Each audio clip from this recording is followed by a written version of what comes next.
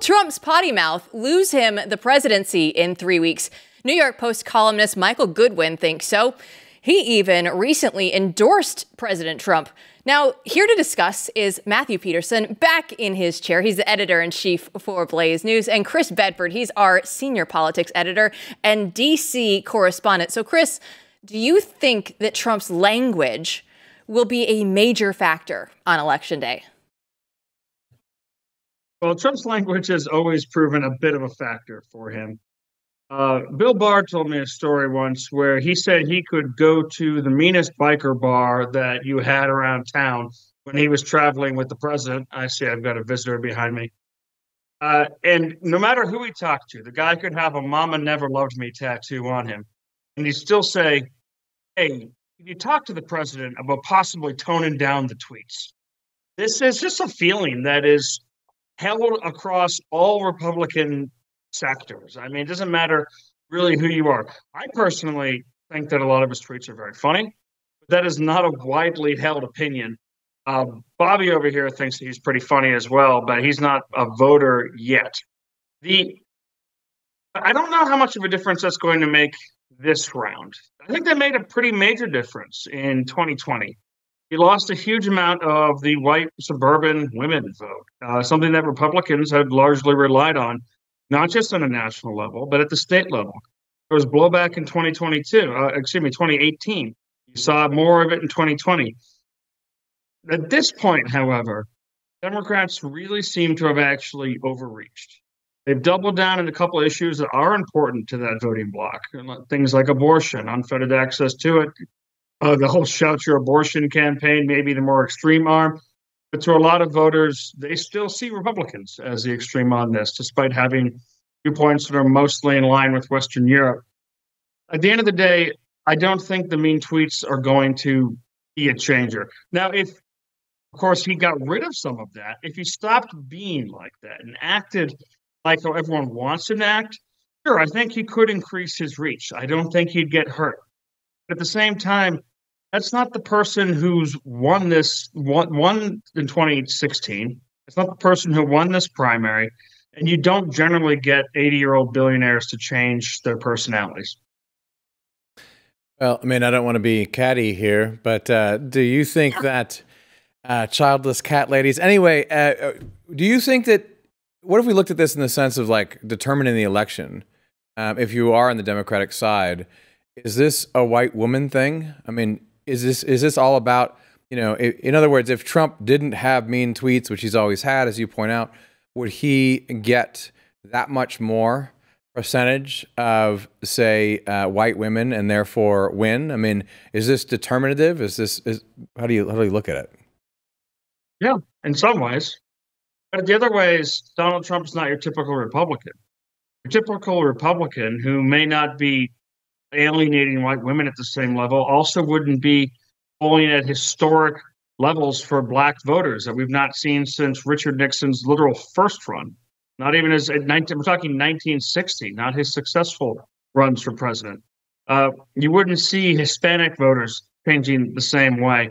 Now, granted, Republicans' biggest friend in general for get out the vote has been Democrats. They've alienated Hispanics. Now, for years and years and years, we've had the Koch brothers and the GOP trying to reach out to Hispanic voters with things like Libre. But the biggest driver of that was the Democrats becoming a racial party that put African Americans first and put illegal immigration on a pedestal. Those two things were very alienating to a lot of Hispanic voters.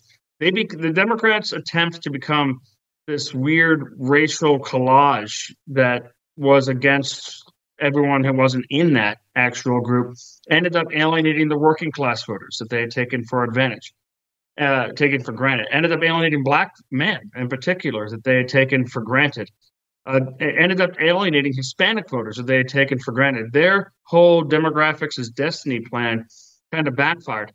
Most Republicans, despite all these fancy outreach efforts and all these dumb PACs they contribute to, are actually really bad at outreach to these groups.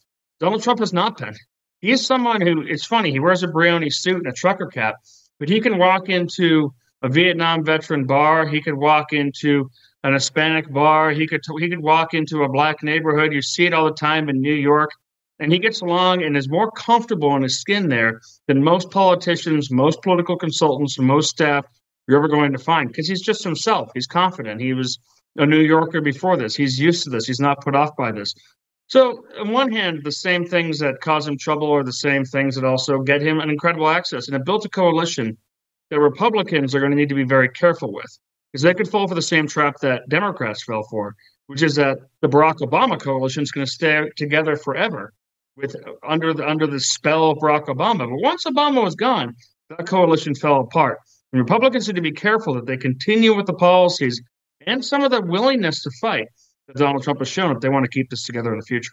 Well, Donald Trump was very comfortable earlier today. He was on with Glenn Beck. Once you're done watching this show, go ahead and listen to that podcast, because it was a really, really good conversation. But let's go ahead and listen to the part where Trump told Glenn who's really running the country. Who's actually the president, Mr. President? Well, I think it's a committee of people, and they might not even know who the committee is. They may not even know themselves. Does that make sense? It's a group of people that are in different levels of D.C., and they surround a man that was not the most capable person. Yeah. By the way, never was. Right. But certainly not anymore. Yeah. And she's worse than he is. She's worse than he is. And the difference is she was a believer. You know, she was a believer for a long time. She was a Marxist for a long time. She's further left than Bernie. You've heard that many times. Yeah. Talk about it. But she's further left than Pocahontas, okay? Pocahontas is probably further left than Bernie, I think. I don't know. All right, outside of the Pocahontas comments, how accurate do you think that was, Chris? Extremely. I mean, Barack Obama and his staff and his friends have a huge say over how this Democratic government's been run. Oprah Winfrey, kind of funny enough, has a huge say in how this administration has been run. These are the powerful people behind the scenes. These are the people that folks follow. But also, I think, even more than any kind of masterminding that's been going on, it's just become a little bit of a left-wing blob. That's why you've seen this administration make so many mistakes that I don't actually think Obama's were he as fully engaged as he probably ought to be as kind of the de facto president would have made. I don't think these mistakes would be made by Joe Biden, were he remotely at full faculty.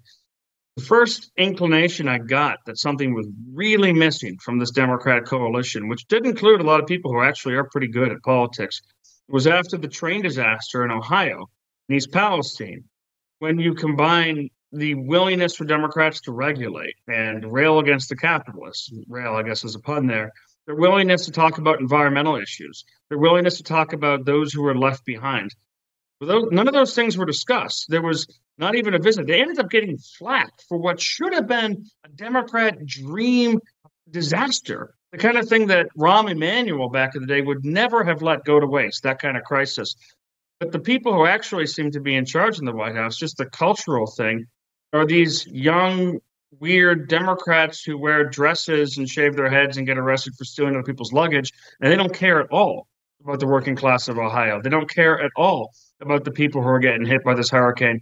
So the folks who even kind of that committee that's running it, making the big political decisions, they're removed from the day-to-day, and you see that decay in how the brokenness of America's system is becoming more and more evident because of the young activists actually kind of making those day-to-day calls. All right, Bedford, I might demand that your cat shows up for every episode, but until then, can you just let the people know what you're working on for tomorrow? Absolutely. Well, I've got a piece coming out about Kamala Harris's media tour, not just what we saw last week, but what she's working on this week, and what it tells you, what to expect from those hosts and those interviews, and what it tells you about the state of mind the Democrats are in. We are looking forward to it. Thanks so much, Chris. Thank you. And Peterson, we're 3 weeks away now from the election. There's so much to focus in on. And there are so many things, I think, that we're still going to have to wait, right? We're waiting for the October surprise. What could that be? But the anticipation is right there right now.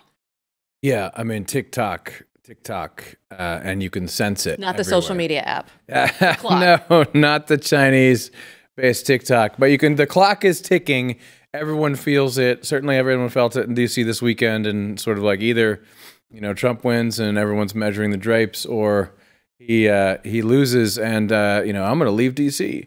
So that's what we're seeing now. What is interesting about that segment is, a lot of people talk about childless cat ladies, but not a lot of people talk about pro-Trump cat fathers. I haven't seen that before. He's a new demographic. He is going to push forward either way. But to your point of everybody in D.C. trying to figure out what's going on, I think the one thing that we are feeling right now is either way, no matter what happens on November 5th, on November 6th, you're pushing forward in a big way. If Trump wins, how many things can we accomplish in the next 4 years? If Trump loses, how far can you get this movement to go? Yeah, I mean, there's a fork in the road. Now, of course, we should caution everyone from thinking, right, that we're going to have an end to Well, that's true. That evening, which is something that everyone seems to be. We're looking forward to it, but that might not actually happen. A lot of people and even state officials who seem to have a vested interest in saying, oh, no, it's going to last a lot longer. People in Wisconsin and Pennsylvania are making it known that it might not happen right away.